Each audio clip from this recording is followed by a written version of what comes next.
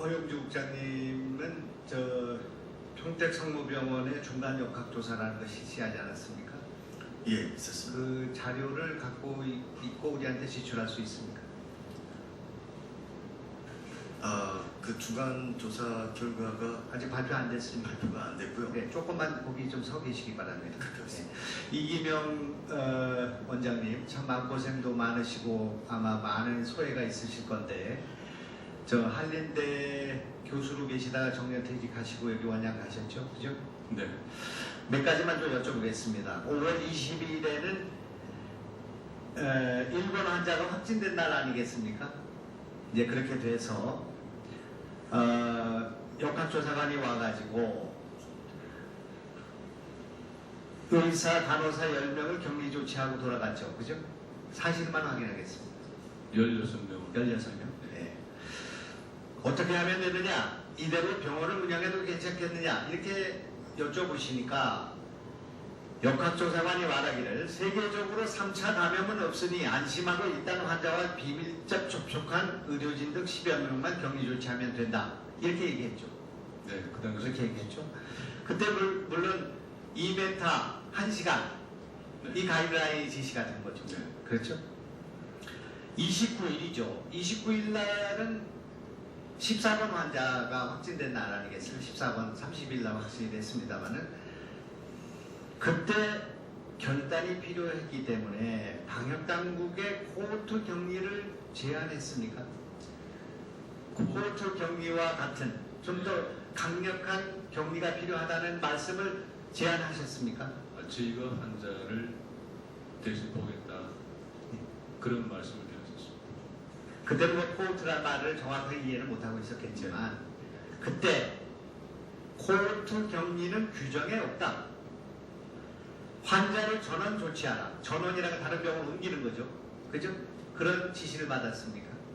그 지시보다는 그 격리 조치를 받은 의료진을 다 격리를 시키라 하는 그 하다를 받았습니다. 네. 그래서 자진 폐쇄했죠. 그죠? 네. 병원 29일 날 그날 자진 폐쇄했죠. 이 자진 폐쇄는 정부가 질병관리본부가 지시해서 한 것은 아니죠. 네, 그렇습니다. 그렇죠. 그렇게 맞습니까? 지금 정부가 제일 먼저 오판한 것은 2m 1시간 이 가이드라인이 너무 소극적이었다 이겁니다. 그렇죠? 그렇게 생각하시죠? 네, 지금 원장님 그렇게 생각하시죠? 이게 무슨 말이냐? 공기 감염이 전혀 없다는 것에 매달린 결과라고 생각합니다. 그렇죠? 공기 감염이 지금 보면 지역사회 감염은 없지만 밀폐된 공간에서 또 응급실과 같은 상황 속에서는 보균을 강력하게 하고 있는 사람들에 의해서는 감염이 될 수 있다는 것을 지금 우리가 확인하고 있는 거죠. 네, 지금은 그렇습니다. 그러니까 이게 지금 이 병원은 선의의 피해자인가 아니면 실수를 해가지고 이 메르스라는 공포를 국민들에게 준 그런 숙주와 같은 그런 문제를 일으킨 병원인가 하는 것에 중대한 그런 논의를 하고 있다고 생각합니다. 이것이 정부의 책임인가 개개인 병원의 책임인가 규칙이 어디 있는가 이거 소송에도 영향을 줄 것이고 그리고 피해 보상에도 영향을 줄 거라고 생각합니다. 제 말씀 이해하시죠? 네. 그래서 공기 감염이 없다는 말은 잘못된 것이다. 이를테면 일반적인 공기 감염은 없지만 밀폐된 공간에서 응급실에서 공기 감염이 있다는 것은 명확하게 밝혀진 것 아니겠습니까? 네, 지금 주로 병원 내의 감염이 주로 공기 감염.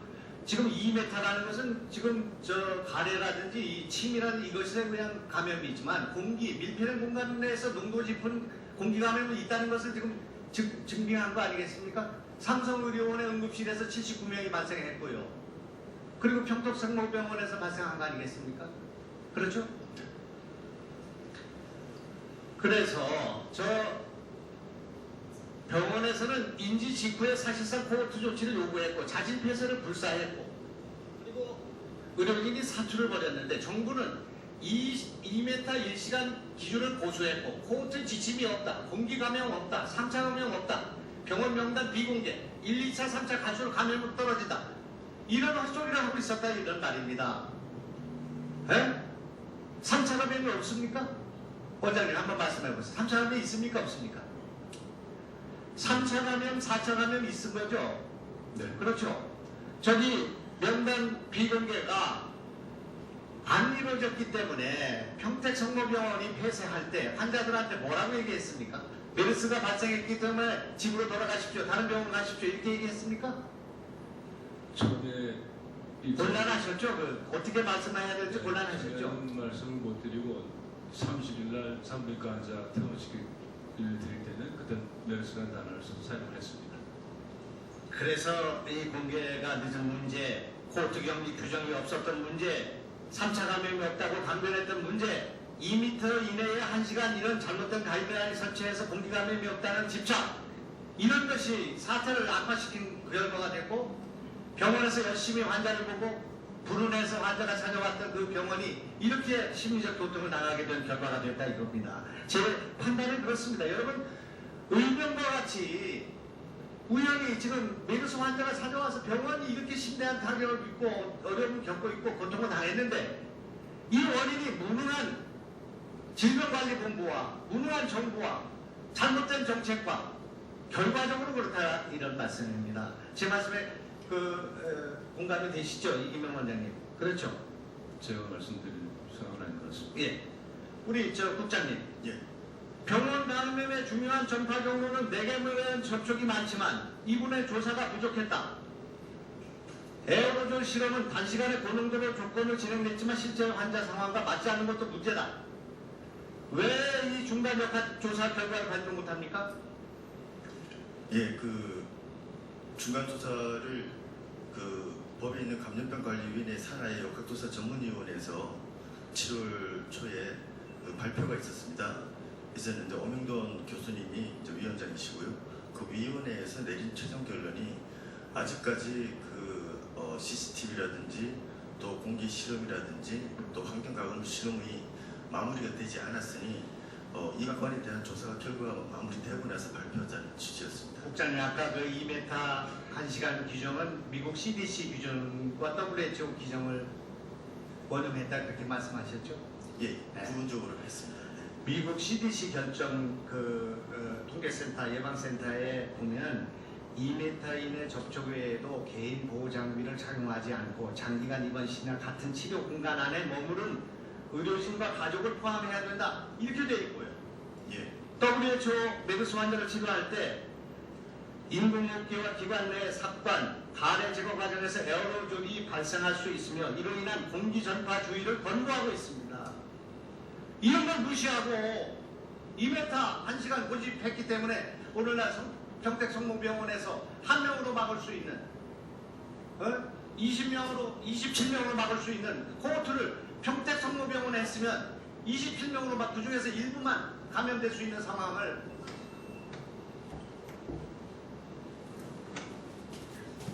네, 박창일 건양대 병원 원장님께 여쭤보겠습니다. 16번 환자가 왔죠. 그래서 감염자가 16번 때문에 생긴 거죠. 그런데 삼성서울병원은 14번 환자 때문에 감염자가 80명 정도 생겼는데 건양대 병원은 응급실에서는 감염자가 없었죠. 예, 없었습니다. 그것은 응급실 평균 체류 시간이 1시간 30분 정도 되는 그 병원 체제하고도 관련이 있다, 이렇게 생각하시는 거죠? 예, 그렇습니다. 빨리 입원하고 퇴원하는 조치가 있었기 때문에 응급실에서 3일간 체류했던 삼성응급실과 이것의 차이 때문에 80명이 감염자가 생긴 삼성의료원과 이 응급실에서는 감염된 사람이 없는 건양대병원이 사례가 발생한 거죠. 이렇게 보시고 있죠. 예, 또 JCI 인증 이걸 받았죠. 시간이 없어서 일일이 할 수 없지만 이게 삼성병원에 JCI 인증 없죠. 없는 걸로 알고 있습니다. 응압병실도 없죠. 삼성병원에.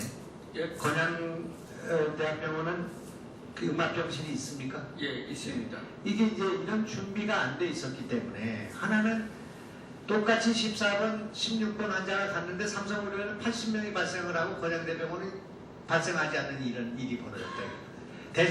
대천병원 원장님께 여쭤보겠습니다. 개원식 한 지가 2주밖에 안 됐습니까? 그 병원이 그때 당시에?